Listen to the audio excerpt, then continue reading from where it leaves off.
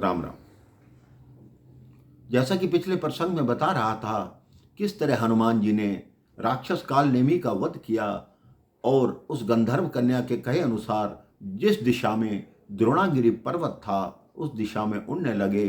कुछ ही देर बाद उन्होंने देखा एक पर्वत जो पूरा प्रकाश से जगमग हो रहा है। हनुमान जी ने वहीं उतरे और उस पर्वत की बूटियों को हाथ लगाने का प्रयास किया, लेकिन जैसे ही हाथ लगाया सारी बूटियों का प्रकाश समाप्त हो गया, वहाँ अंधकार हो गया। हनुमान जी ने कहा, ये क्या हुआ? अब मेरे को क्या ज्ञात कि कौन सी बूटी है, यही पर्वत है या कुछ और है। हनुमान जी ने मन ही मन प्रभु श्री राम का नाम लिया और जो औषधियों के राजा हैं धन्वंतरी भगवान, उनसे कहा कि मैं तो प्रभु कार्य के लिए मृत संजीवनी लेने आया था और आपकी आज्ञा से ही उस बूटी को लेना चाहता हूँ, आप मेरा मार्गदर्शन कीजिए। हनुमान जी के ऐसा कहते ही वो पर्वत फिर जगमग हो उठा।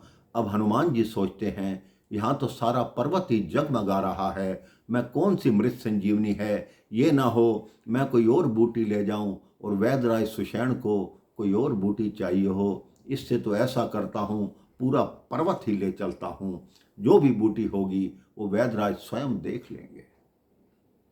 अब प्रभु श्री राम की कृपा से हनुमान जी ने अपना रूप बढ़ाया और उस पर्वत को उठाकर आकाश मार्ग से उड़ने लगे। इधर भरत जी कई दिनों से परेशान हैं, बहुत विचलित है। नंदीग्राम में हैं लेकिन उनका मन नहीं लगता। शत्रुघ्न उनसे मिलने आते हैं। भरत कहते हैं, शत्रुघ्न एक दुस्वप्न ने मुझे कई रातों से सोने नहीं दिया। बार बार मेरे स्वप्न में पिताजी आते हैं और वो आदेश देते हैं कि दक्षिण की ओर सेना लेकर जाओ, तुम्हारा भाई राम अकेला हो गया। भरत जी कहते हैं, रोज यही स्वप्न मुझे क्यों आता है? मैं इस बात को लेकर बड़ा चिंतित हूं। मेरे भैया ठीक हों, लक्ष्मण ठीक हों, भाभी सीता ठीक हों। शत्रुघ्न कहते हैं, भैया स्वप्न तो स्वप्न होते हैं, आप अपने मन में ऐसा विचार मत लाइए। अब शत्रुघ्न लौट कर जाते हैं। भरत जी जाग रहे हैं। नंदीग्राम से बैठे बैठे ही वो अयोध्या की सुरक्षा को देखते रहते हैं। अभी वो बैठे हैं, इतने में देखते हैं आकाश मार्ग में हनुमान जी, जिन्होंने विराट रूप धारण कर रखा था और हाथ में पर्वत था और दक्षिण की तरफ जा रहे थे। भरत जी को शंका हुई, ये ना हो ये पर्वत अयोध्या जी पर फेंक दे या मेरे भैया राम पर आक्रमण करने जा रहा हो, मैं इसको नीचे गिराता हूं।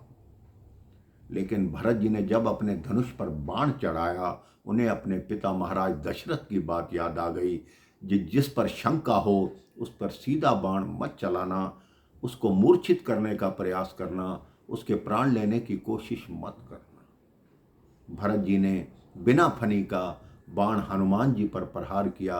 हनुमान जी श्री राम श्री राम श्री राम कहते हुए भूमि पर आ गिरे। जब भरत जी ने हनुमान जी के मुख से श्री राम सुना तो भरत जी रोने लगे। क्या ये तो भगवान श्री राम का कोई भक्त लगता है, और क्या मेरे जीवन में राम के हर कार्य में बाधा पहुंचाने की लिखी है?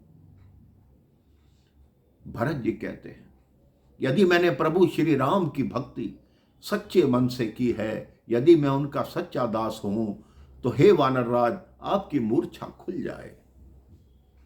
हनुमान जी उसी समय जागृत अवस्था में आते हैं और भरत जी को देखते ही उन्हें भ्रम होता है कि ये तो प्रभु श्री राम जैसे प्रतीत होते हैं। हनुमान जी पूछते हैं, क्या मैं अयोध्या में हूं? भरत जी ने कहा, हाँ आप अयोध्या में हैं। क्या आप भरत हैं? उन्होंने कहा, हाँ मैं भरत हूं। अब हनुमान जी का गिरना सुनकर अयोध्या का सारा राज्य परिवार नंदीग्राम की तरफ आता है कि ऐसे ऐसे एक वानर है जो श्री राम का दूत है, उसके हाथ में एक पर्वत है।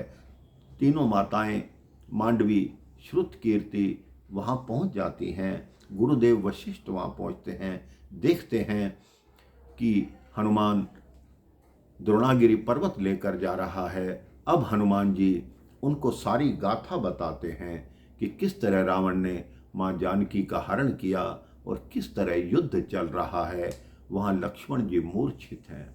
लक्ष्मण जी की मूर्छा सुनकर सब पर क्या प्रभाव पड़ता है, ये मैं आपको अगले प्रसंग में बताऊंगा। राम राम, जय श्री राम।